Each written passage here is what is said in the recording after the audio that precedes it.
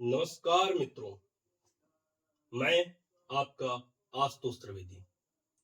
मित्रों, आज एक ऐसे विषय पर चर्चा करने जा रहे हैं जो बहुत ही व्यापक मुद्दा है, लेकिन ध्यान किसी का नहीं है और इस पर चर्चा करना बहुत ज्यादा जरूरी भी है, क्योंकि अगर समय रहते हम लोग नहीं जागे तो आने वाला भविष्य बहुत ही ज्यादा संकट वाला होगा। इस चर्चा के बाद में, इस बात के बाद में, अपनी बात रखने के बाद में मैं ये चाहूंगा कि निष्कर्ष आप लोग स्वयं खुद बताएं। मैं निष्कर्ष नहीं बताऊंगा, आप लोग बताएं। मित्रों, इमारतें वही टिकती हैं जिनकी नींव पक्की होती है और युवा नेतृत्व के हाथ में ही क्षेत्र की तरक्की होती है। मित्रों, भारत की युवा शक्ति, आंखों में वैभव के सपने, मन में तूफान सी गति, ऐसे हृदय में उठते हुए ज्वार, परिवर्तन की ललक, अदम्य साहस, स्पष्ट संकल्प लेने की चाहत का नाम है युवा अवस्था। दुनिया में कोई भी आंदोलन, दुनिया में कोई भी विचारधारा युवा शक्ति के बिना सशक्त नहीं बन सकती है। किसी भी निर्माण या विध्वंस की नींव रखी जाती है तो वो सिर्फ युवा अवस्था पर ही रखी जाती है, युवाओं पर ही रखी जाती है। और भारत सबसे ज्यादा युवा आबादी वाला देश है। सन 2020 के एक आंकड़ों के मुताबिक भारत में लगभग 60 करोड़ युवा है 13 से 35 वर्ष की आयु का। और भारत का युवा विश्व पटल पर धूम मचा रहा है, धाक भी जमाई है। सबीर भाटिया, अनीस बजाज, सुहास गोपीनाथ, निक्की हेलो, बॉबी जिंदल जैसे जाने कितने युवा हैं जिन्होंने विश्व पटल पर भारत की धूम मचा के रख दी। हाँ, कुछ अपवाद जरूर होते हैं, मैं मानता हूं, लेकिन आज की तारीख में सबसे ज्यादा शोषण सिर्फ और सिर्फ युवाओं का हो रहा है। राजनीति में युवाओं को आगे आना होगा, आगे आकर परिवर्तन लाना होगा। इस संस्कृत से खाओ पियो मौज करो, इस संस्कृत से बाहर निकालकर देश की सत्ता व्यवस्था में सक्रिय भागीदारी निभानी ही होगी। जो अनुभवी, बुजुर्ग, ईमानदार नेताओं और बुद्धिजीवियों के साथ मिलकर उनके उचित मार्गदर्शन में देश को सकारात्मक नेतृत्व में प्रदान कर सके। मित्रों, युवाओं को सिर्फ और सिर्फ कुछ छोटे मोटे पद देकर बरगला दिया जाता है।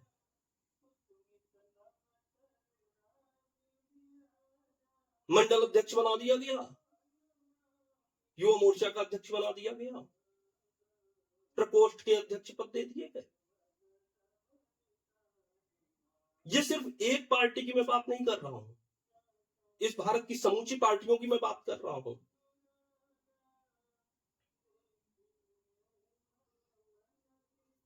अगर बात की जाए तो युवा नेतृत्व के नाम पर सांसद में कुछ सांसदों को छोड़कर केवल पुराने नेताओं के बेटियों के ही नाम होंगे।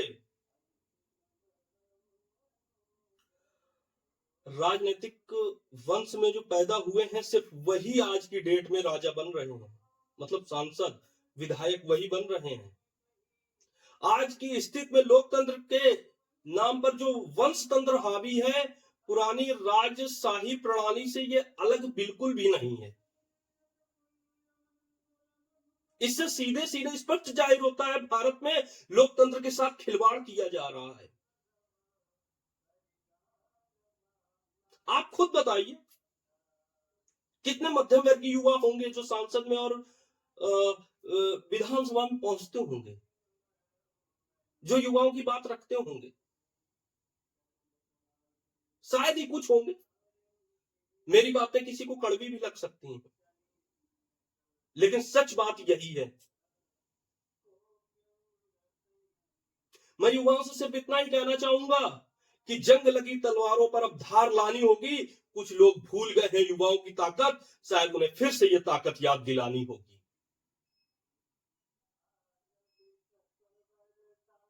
युवा शक्ति के बिना एक सशक्त राष्ट्र की कल्पना कभी संभव ही नहीं है।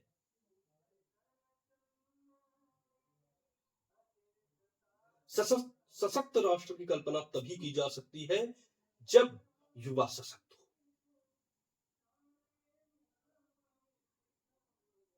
हर जगह पर युवाओं को पीछे छोड़ा जा रहा है। केवल चुनाव के समय, रैलियों के समय युवा याद आता है।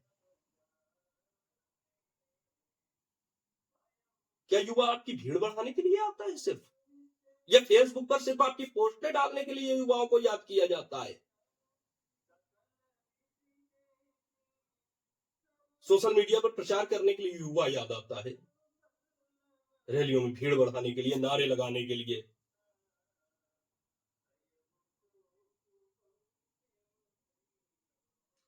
इसके जिम्मेदार हम स्वयं हैं, क्योंकि हम लोग युवाओं का साथ न देकर, आपस में एक दूसरे साथियों का साथ न देकर उन नेताओं के पीछे लगे रहते हैं।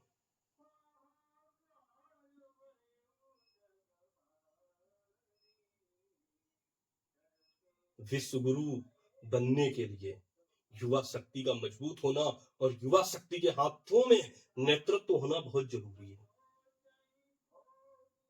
फिर से भी पंचायत चुनाव आने वाला है। वही पुराने लोग फिर से कूदेंगे, राजनीति होगी, युवाओं को प्रलोभन दिया जाएगा, अरे बेटा तुम तो छोटे भाई हो, तुम तो मेरे भतीजे हो, अरे तुम तो मेरे बेटे जैसे हो, अरे इतने ही तैसी हो तो अपनी गद्दी छोड़कर कभी तो कहो ना कि नहीं तुम होनहार हो बेटा, इस बार गांव की जिम्मेदारी तुम लेते हो, इस बार जिला पंचायत की जिम्मेदारी तुम लो। नहीं, ये व्यक्ति बहुत काबिल है, ये युवा हमेशा समाज में लगा रहता, ब्लॉक प्रमुख की बार तू बनेगा, कभी कहते हो? केवल चुनाव के समय ही हम लोग याद आते हैं।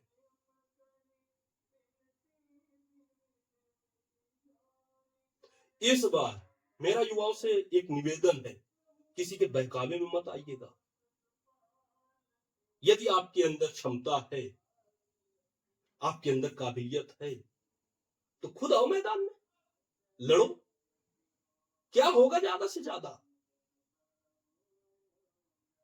हारता कोई नहीं है यहां पर, सिर्फ और सिर्फ कुछ सीखने को मिलता है। एक नया अध्याय सीखोगे ना आप।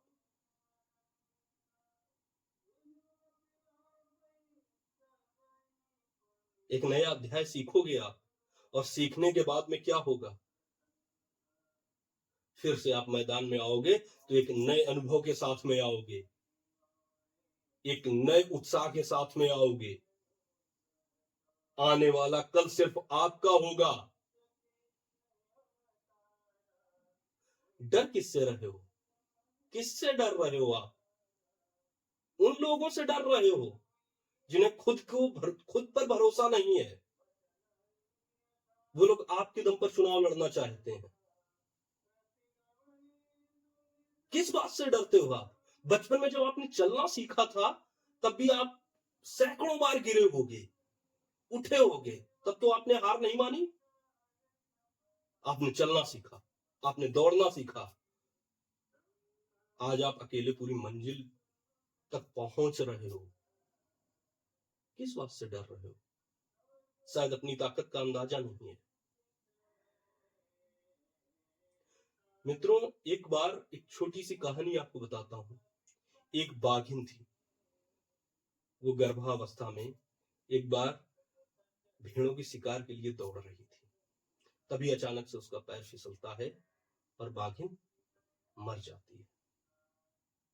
प्रसव होता है, शावक को जन्म देती है।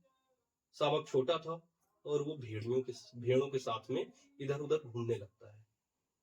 वो अपने आप को मेमना समझता है,